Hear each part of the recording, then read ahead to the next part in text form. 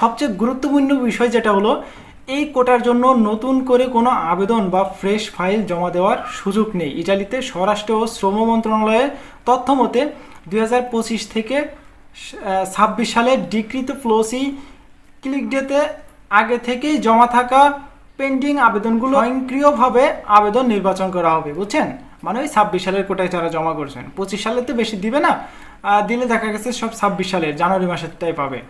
কারা পাচ্ছেন এই সুযোগ? এখানে ফ্রেশভাবে একদম ক্লিয়ার কাট বলে দিচ্ছে, দেখেন যেসব আবেদনকারী ক্লিক ডের সময় সঠিকভাবে আবেদন জমা দিয়েছেন কিন্তু কোটা শেষ হয়ে যাওয়ায় ওয়েটিং লিস্টে চলে গিয়েছেন, শুধুমাত্র তারাই এই অতিরিক্ত কোটার আওতায় আসবেন, বুঝছেন? মানে এখনো পর্যন্ত যারা এই কোটার আওতাভুক্ত হন নাই বা আপনার সব ডকুমেন্ট ওকে আছে, মালিক টালিক সব ঠিক আছে, নুল্লাস্তা উঠে নাই, তো তারাই কিন্তু এইরকমই একটা সুযোগ পাবে। অর্থাৎ নতুন কোনো ব্যক্তি এখন চাইলে নতুন ফাইল খুলতে বা আবেদন জমা দিতে পারবেন না। এখন আপনারা একটু দালাল থেকে সাবধান হবেন। এখন বলতে পারে অনেক দালাল আছে যে আপনাকে নক দিবে, বলবে যে ভাই, বা আপনি নক দিলেন হয়তো বা হুটহাট করে নক দেওয়া ফেললেন যে ভাই আমার নুল্লাস্তাটা উঠলো না, এই নুল্লাস্তাটা এখন আমাকে উঠাই দিবেন, আমি এত টাকা দিব। বা আপনাকেও অনেকেই বলতে পারে এত টাকা দিলে নুল্লাস্তা উঠাই দিব। তো এগুলা থেকে একটু এড়ায় চলবেন। যদি আপনার আবেদন সঠিক হয়ে থাকে, মালিক টালিক ঠিক থাকলে এখানে 9000 একটা অতিরিক্ত বর্ধিত কোঠা রাখা হয়েছে, এর ভিতরে যদি আপনি থাকেন বা আপনার নুল্লাস্তাটা উঠে তাহলে তো ভালো, না হলে আর কিছু করার নেই। ইটালির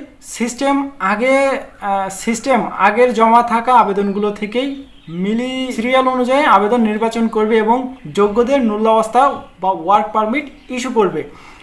আচ্ছা, এখন অনেকেই প্রশ্ন থাকতে পারে, ভাই আমি তো নেপোলি থেকে অ্যাপ্লাই করলাম, অনেকে থাকতে পারে মিলানো থেকে অ্যাপ্লাই করলাম, অনেকে রোম থেকে, অনেকে আরও বেশ কয়েকটা কান্ট্রি থেকে অ্যাপ্লাই করছে, এখন আমাদের ক্ষেত্রে হবে কি না অনেকেই প্রশ্ন থাকতে পারে।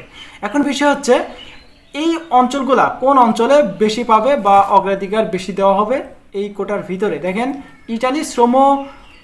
ইটালির শ্রম মন্ত্রণালয়ের নোট অনুযায়ী, এটা পুরাপুরি আকারে ইটালির শ্রম মন্ত্রণালয় থেকে এই আপডেটটা আসছে। এবারের অতিরিক্ত কোটার বড় অংশ বরাদ্দ করা হয়েছে লম্বাদিয়া একটা শহর, ভেনেতো আর একটা শহর, এমিলিয়া রোমানিয়া এবং সহ মিলানো এবং নেপোলি, এই 5টা শহর থেকে আপনার নুল্লাস্তাটা যেটা অতিরিক্ত বর্ধিত কোঠা রাখা হয়েছে, এই 5টা শহর থেকে ওঠার সম্ভাবনা বেশি থাকবে।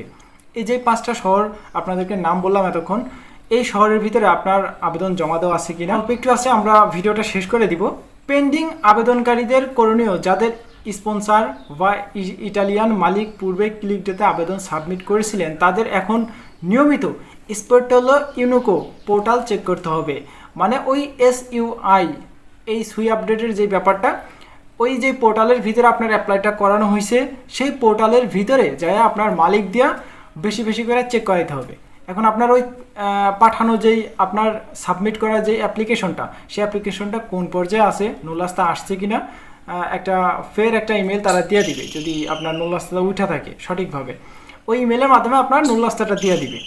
এখন ওই মালিক যেই মাধ্যম দিয়ে আপনি করাইছেন, সেই মালিকের সাথে বেশি বেশি যোগাযোগ রাখতে হবে। কিন্তু যদি সিরিয়াল চলে আসে তাহলে স্বয়ংক্রিয়ভাবে সিস্টেমে নুল্লাস্তা ইস্যু হয়ে যাবে এবং আবেদনকারী পরবর্তী ভিসা প্রসেসে যেতে পারবেন। এখানে একটা বিষয়, খুবই গুরুত্বপূর্ণ একটা বিষয় তুলছে, দেখেন এখানে বলতেছে যদি সিরিয়াল চলে আসে তাহলে কি করবে, স্বয়ংক্রিয়ভাবে সিস্টেমে নুল্লাস্তা ইস্যু হয়ে যাবে।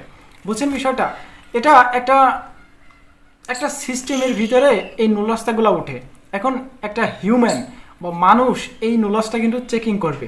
এই চেকিংয়ের মাধ্যমে, চেকিং করার পরবর্তী ধাপের যদি আপনার সঠিক সব থাকে, তাহলে আপনাকে এই ভিসাটা অটোমেটিক আপনার নুল্লাস্তাটা চলে আসবে, একটা ইমেল চলে আসবে। আবেদনকারী পরবর্তী ভিসা প্রসেসে যেতে পারবে। মানে ওই নুল্লাস্তাটা আইন না, দেখা গেছে বাংলাদেশ গ্লোবালে, যদি বাংলাদেশ থেকে আপনি অ্যাপ্লাই করা থাকে, গ্লোবালে জমা করবেন, এবারে এম্বাসি থেকে সব কার্যক্রম হবে। আচ্ছা, এখন আপনাদেরকে ছোট্ট করে একটা রাখি, দালালদের ফাঁদ থেকে সতর্ক থাকুন। এখন অনেক দালাল ও ভুয়া এজেন্সি দাবি করবে যে তারা নতুন এই 9000 কোটার ভিতরে টাকা নিয়ে, দেখা গেছে বলবে যে 9000 কোটা আছে, টাকা নিয়ে আপনার নামটা ঢুকাই দিবে, যে এত টাকা দিলে আপনার নামটা হয়তো বা থাকবে ওইখানে। কিন্তু বাস্তবে এমন কোনো সুযোগ নাই, এটা অটোমেটিক সিস্টেমের একটা বিষয়। এই সিস্টেমটা কিন্তু অলরেডি SUI, স্পোর্টালি ইউনিকো পার ইমিগ্রেশন, এখান থেকে কিন্তু কন্ট্রোল করা হয়। সো আপনি এই দালালদের খপ্পর থেকে একটু এড়িয়ে চলবেন। এখন আলোচনার সমালোচনা করে যা বুঝলাম সেটা হলো, দেখেন এখানে ইটালির এই অতিরিক্ত বরাদ্দ শুধুমাত্র পূর্বের পেন্ডিং ফাইল কমানোর জন্য দেওয়া হয়েছে। যারা পেন্ডিংয়ে আছেন এই ফাইলগুলো অল্প কিছু সংখ্যক হয়তোবা দিয়া তারা এই পেন্ডিংগুলো শেষ করবে, আর বাকি যেগুলো আছে ওইগুলা কি করবে, ওইগুলা আর নুলস্তা কখনোই আর উঠবে না। হয়তোবা যদি আবার বরাদ্দ কিছু রাখে তাহলে আবার একটা চান্স আছে। এরপর নতুন আবেদন নেওয়ার কোনো সরকারি ঘোষণা বা পোর্টাল খোলা হয়নি এখনো পর্যন্ত। নতুন লোকজন যে নেবে বা ক্লিকটা হবে, কোন পর্যায়ে কি করবে সেটা এখনো পর্যন্ত ক্লিয়ার কাট পোর্টাল কিন্তু খোলা হয় নাই। তাই আমি বলবো প্রতারকদের এই মিথ্যা আশ্বাসে বিভ্রান্ত না হয়ে অর্থ লেনদেন করার থেকে একটু বিরত থাকবে। এই ছিল কিন্তু 2026 সালে যারা এগ্রিকালচার কোটায় অ্যাপ্লাই করছেন তাদেরকে এখনো পর্যন্ত যারা নুলস্তা পান নাই, ওয়ার্ক পারমিট পান নাই, তাদেরকে নিয়ে ছোট্ট করে একটা সুখবর আপডেট বলতে গেলে। কেননা 9000 কোটা কিন্তু অল্প না, বেশ ভালো পরিমাণে কিন্তু 9000 কোটায় যারা আছেন অনেকে হয়তো বা নুলস্তা পাবেন বাংলাদেশ থেকেও। এখন একটু আসা যাক ভিএফএস গ্লোবাল, ঢাকা, চট্টগ্রাম এবং সিলেট, এই তিনটা ভিএফএস গ্লোবাল থেকে আজকে কেমন পরিমাণে পাসপোর্ট কালেকশন হয়েছে, কেমন পরিমাণে তারা পাসপোর্টে ভিসাটা পাইছে, ভিজিট পাইছে, সেটা আমরা ছোট্ট করে জানার চেষ্টা করি। কিছু সংখ্যক মানুষ আজকে ভিড় জমাইছিল ভিএফএস গ্লোবালে। চট্টগ্রাম ভিএফএস এর আপডেট আমরা প্রথমে দেই।